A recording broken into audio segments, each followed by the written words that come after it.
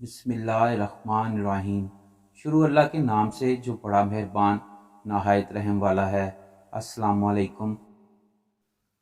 زید بن ثابت رضی اللہ تعالیٰ عنہ کہتے ہیں کہ نبی کریم صلی اللہ علیہ وآلہ وسلم اپنے خچر پر بنی نجار کے باغ میں تھے۔ ہم بھی آپ صلی اللہ علیہ وآلہ وسلم کے ساتھ تھے۔ اچانک خچر بھٹک گیا، قریب تھا کہ وہ آپ کو گرا دیتا۔ 6، 5 یا 4 قبریں تھیں۔ آپ صلی اللہ علیہ وآلہ وسلم نے فرمایا، ان قبر والوں کو کون جانتا ہے؟ ایک آدمی نے کہا، میں۔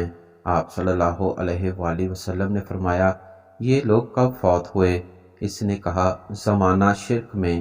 آپ صلی اللہ علیہ وآلہ وسلم نے فرمایا، یہ امت اپنے قبروں میں آزمائی جائے گی۔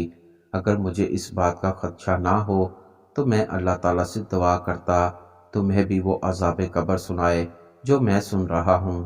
زید نے کہا کہ آپ صلی اللہ علیہ وآلہ وسلم ہماری طرف متوجہ ہو گئے اور کہنے لگے کہ آگ کے عذاب سے اللہ کی پناہ مانگو۔